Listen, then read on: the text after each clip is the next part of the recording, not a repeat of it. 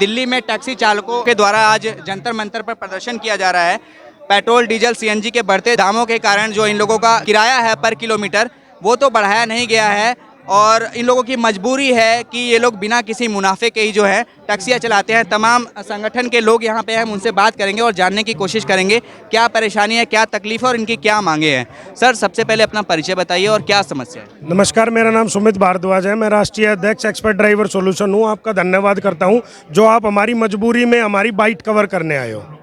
Sir, क्या मांगे हैं, क्या तकलीफ है, आज आप लोग जंतर मंतर पे आए हैं। हमारी मांगे हैं जो ये सीएनजी के दिन पर दिन रेट बढ़ते जा रहे हैं, सरकार जो अपनी मनमर्जी से एसी के कमरों में बैठ के जो ये रेट बढ़ाई जा रही है, इसको वापस वही 40 रुपये 35 रुपये किया जाए। जो टोल पे इन्होंने इजाफा कर दिया है 25% का, उस टोल को वापस किया जाए। और मैं तो ये कहता हूँ कि जो हमारी टैक्सियाँ हैं, जब हम रजिस्ट्रेशन कराते हैं तो हम अन्य तरह के कई टैक्स देते हैं, कई प्रकार के टैक्स देते हैं, तो हमारे ऊपर ये हर बार क्यों टैक्स। अब एमसीडी है, हम जितनी बार भी दिल्ली में एंटर करेंगे उतनी बार हमारे से 100 रुपये लिए जाएंगे। ये तो वही बात होगी, मेरे घर के बाहर एक दरमियान बिठा दिया कि ये आदमी जितनी बार भी अपने घर में घुसे इससे 100 रुपये वसूल लो। किस लिए भाई। और हमारी जो और मुख्य मांग है वो है किराया। जब ये ओला उबर कंपनियां आई थी तो हमें किराया मिलता था 22 रुपये 23 रुपये किलोमीटर, लेकिन आज 10 साल बाद हमारा किराया घट के 6 रुपये किलोमीटर हो चुका है। सीएनजी 8 रुपये से पहुंच चुकी है 70 रुपये और किराया पहुंच चुका है 22 रुपये से 6 रुपये। इसमें हम कैसे गुजर बसर करें। ऊपर से जो गर्मी आ चुकी है, एसी की समस्या। अब अगर हम एसी चलाते हैं तो हमारी कॉस्ट पड़ती है 9.5 रुपये पर किलोमीटर, किराया मिलता है 6 रुपये किलोमीटर। एसी ना चलाए तो कस्टमर हमारे से लड़ाई करता है, कंप्लेंट करता है, हाथापाई करता है। यहाँ तक कि हमारे सैकड़ों ड्राइवर भाइयों को अरेस्ट भी करा दिया है, पुलिस के हवाले भी करा दिया है। और कईयों की तो गाड़ियाँ भी ऑफ रोड कर दी है। कंपनी में कंप्लेंट करती है सवारी और तुरंत हमारी गाड़ियाँ ऑफ रोड हो जाती है। सर, लगभग कितने लोगों की संख्या जो होगी, टैक्सी चालकों की संख्या लगभग कितनी होगी, कितने लोगों का रोजगार जुड़ा हुआ। आज जंतर मंतर पे जो हमारी टैक्सी चालकों की संख्या है वो है 5000 के आसपास। ये सिर्फ हमने 2 दिन पहले ऐलान किया था कि हम शुक्रवार को 8 अप्रैल को जंतर मंतर पे कर रहे हैं, लेकिन जब हम आज से जो 10 दिन बाद हम हड़ताल करने जा रहे हैं, 10 दिन या 15 दिन बाद, अभी तारीख तय नहीं हुई है, जब हम तय करेंगे तारीख तो उस समय पर सोचो कि हमारी कितनी संख्या बल होगी। हमारा पूरे दिल्ली में सर लगभग कितने टैक्सी चालक। शहर में 4 लाख ड्राइवर भाई हैं और हमारी संख्या 4 लाख से ऊपर पहुंचेगी, क्योंकि हम अपने बीवी बच्चों के साथ धरने पे बैठेंगे, हड़ताल में बैठेंगे।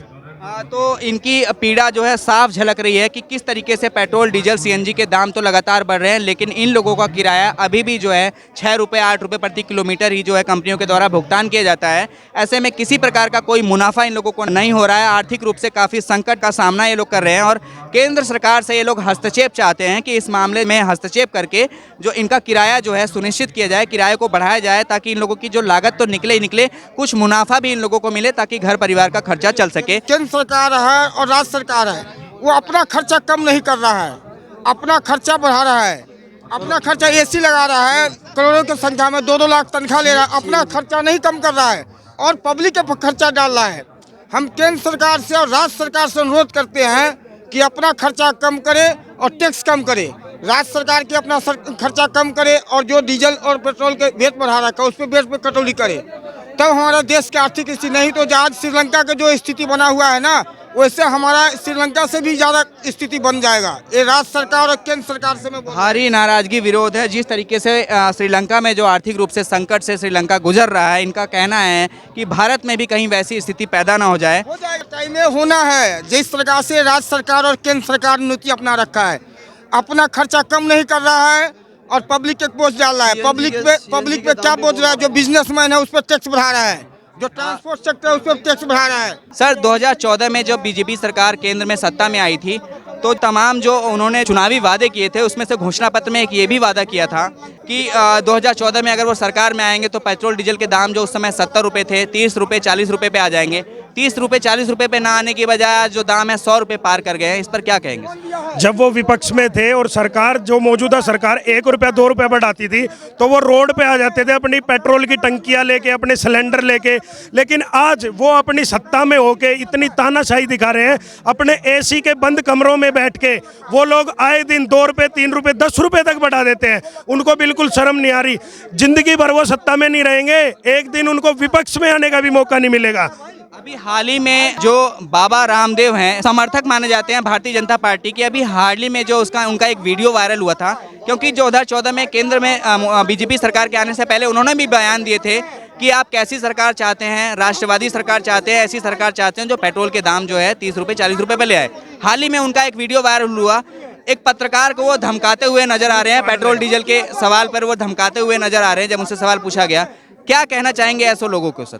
पहली बात तो मैं ये कहूंगा कि वो बाबा रामदेव नहीं है, वो लाला रामदेव है। क्योंकि बाबा रामदेव वो जब वो योग कराता था, वो लाला रामदेव अब अपने वो प्रोडक्ट बेचता है। यहीं से इसी मैदान से वो पेटीकोट पहन के निकला था जब उस पर लाठीचार्ज हुआ था। और जब उनकी सरकार विपक्ष में थी तो वो इतने वादे करते थे कि हमारी सरकार आएगी तो पेट्रोल आधे दामों में हो जाएगा, डीजल आधे दाम में हो जाएगा, सीएनजी में। अब जो आपने बताया, पत्रकार को उन्होंने कहा था कि हाँ मैंने कहा पूछ पाड़ ले मेरी, इसी तरह से उसने बोला था लाला रामदेव ने। मतलब उनकी तानाशाही इस तरह बढ़ चुकी है कि एक पत्रकार उनसे सवाल तक नहीं पूछ सकते। पत्रकारों को डराया जाता है, धमकाया जाता है। सर आगे कैसे जो है इस जो आंदोलन को तीव्र गति देंगे? अगर सरकार मांगे, आपकी मांगे नहीं मांगती है, तो इस आंदोलन को कैसे आगे करने का जो है इरादा है? हम हड़ताल की ओर रुख करेंगे और हमारा ये जो है आज धरना प्रदर्शन है, ये आंदोलन का रूप लेगा। और हम airport, railway station, metro station, bus stand सबको हम जाम कर देंगे। ना तो वहाँ से सवारी उठाएंगे और ना ही वहाँ पे सवारियाँ उतारेंगे। जब तक पब्लिक परेशान नहीं होगी तब तक ना तो कंपनी रेट बढ़ाने वाली, ना ही सरकार के कानों में जू रेंगने वाली। एक और भाई साहब है यहाँ पे, उनसे भी बात करेंगे। सर जो तमाम जो लोग हैं, चाहे बेरोजगारी का मुद्दा हो, चाहे देश में बढ़ती महंगाई का मुद्दा हो, जगह जगह धरना प्रदर्शन हो रहा है। ऐसे में आप लोग भी यहाँ महंगाई को लेकर ही उसके विरोध में आए हैं। सर क्या सरकार जो है इन बातों को दरकिनार कर रही है, कोई सुनवाई नहीं कर रही? ये सारे जितने भी हमारे भाई खड़े हैं, ये जितने भी हैं, ये परिवहन विभाग से हैं। ये ट्रांसपोर्ट के लोग हैं, चाहे टैक्सी वाले हैं, चाहे टेम्पो वाले हैं, चाहे ट्रक वाले हैं। हम सब भाई ट्रांसपोर्ट के रिलेटेड लोग हैं। और सबसे ज़्यादा अगर नुकसान किया सरकार ने तो सीएनजी के दाम बढ़ाना, स्पीड गवर्नर, जीपीएस और दुनिया भर के हमारे को तंग किया जाता है। पार्किंग के नाम पर टैक्सी वालों को तंग किया जाता है। काफ़ी मांगे जो एसोसिएशन ने दी हैं, टैक्सी यूनियन ने, हम इनको सपोर्ट करते हैं। जहाँ भी ये कहेंगे, जैसे भी कहेंगे, हम इनके साथ खड़े हैं। लगभग 10-12 के करीब मांगे हैं सर, क्या क्या मुख्य मांगे हैं आपकी सरकार से? एमसीडी टोल जो 300 रुपये का लिया जाता है इनसे, वो क्यों लिया जाए जब गाड़ी दिल्ली में पास हो जाती है? पार्किंग का पैसा इनको बोला जाता है पार्किंग दो, क्यों पार्किंग का से तो हमारे जब गाड़ी पास होती है तो पार्किंग का पैसा लिया जाता है, क्यों लिया जाता है इनसे? और भी मुख्य मांगे काफ़ी हैं। सीएनजी के दाम बढ़े हुए हैं दुनिया भर के। इनको केंद्र सरकार का आप लोग हस्तक्षेप चाहते हैं कि वो जो है नियंत्रण जो है, किराया जो है, जिस तरीके से ऑटो का जो किराया निर्धारित है 10 रुपये, उसी तरीके आप लोगों की कार चालकों का भी किराया निर्धारित, इनका किराया भी 12 रुपये कम से कम हो, क्योंकि ऑटो वाले का तो थोड़ा सा एवरेज भी अच्छा देता है। इनकी तो एसी गाड़ियाँ हैं, है ना, इनके पास तो गाड़ी जाम पे खड़ी होगी तो वो भी चल रही है। तो 12 से 13 रुपये इनका किराया हो, ताकि इनके बच्चों का पेट पल सके और ये भी अपना काम धंधा कर सके। कौन कौन से संगठन है? ओला, उबेर और भी कुछ कंपनियों के लोग हैं? और काफ़ी नहीं, ओला उबर ने तो इनको बर्बाद ही कर रखा है। यहाँ पे टैक्सी यूनियन के लोग आए हुए हैं जो ओला में इधर उधर गाड़ियाँ चला रहे हैं, जो त्रस्त हैं, जो दुखी हैं, जिनके जो सुबह घर से निकलते हैं शाम तक उनके पास इनकम इतनी नहीं होती कि अपनी तनख्वाह जितना नहीं बचता है। तो पर किलोमीटर किराए पे नियंत्रण आप लोग चाहते हैं कि सरकार के द्वारा तय किया जाए? हाँ, और सीएनजी के दाम आधे किए जाएं। सीएनजी के। तो ये जो तमाम संगठन के लोग हैं, हमने उनसे बात करी।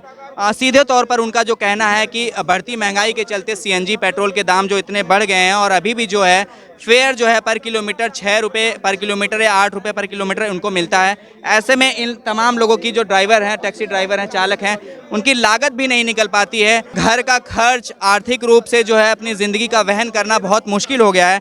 सीधे तौर पर इन लोगों की केंद्र सरकार से, दिल्ली सरकार से ये मांग है कि मामले में हस्तक्षेप करे। ओला, उबेर के चाहे कर्मचारी हों, चाहे अन्य संगठनों के टैक्सी ड्राइवर हों, उन लोगों का जो टैक्सी फेयर है, जो टैक्सी का किराया है, कम से कम नहीं तो 12-14 रुपये पर किलोमीटर निर्धारित किया जाए, ताकि इन लोगों को भी एक जो वाजिब मुनाफा है मिल सके, जिससे अपने घर का खर्च चला सके, घर को आर्थिक रूप से वहन कर सके। अगर इनकी इन मांगों को सरकार के द्वारा नहीं मांगा जाता है तो आगे जो ये आज इन लोगों ने धरना प्रदर्शन किया, आगे आंदोलन के रूप में और गति को पकड़ेगा, तीव्र गति को पकड़ेगा और जगह जगह पर प्रोटेस्ट किए जाएंगे। लगभग 4 लाख टैक्सी ड्राइवरों, टैक्सी चालकों की ये समस्याएं हैं, जो लोग इस परेशानी से जूझ रहे हैं। अगर मांगे इनकी नहीं मांगी जाते हैं तो आंदोलन को आगे और तीव्र गति दी जाएगी। सीधे तौर पर जो संगठन के जो राष्ट्रीय अध्यक्ष हैं और अन्य लोग हैं, जो टैक्सी ड्राइवर हैं, टैक्सी चालक हैं, उन लोगों का कहना है। मैं सत्येंद्र कुमार, मेरे कैमरा सहयोगी सुमित के साथ दिल्ली जंतर मंतर, आप देख रहे हैं द न्यूज़ रे। धन्यवाद।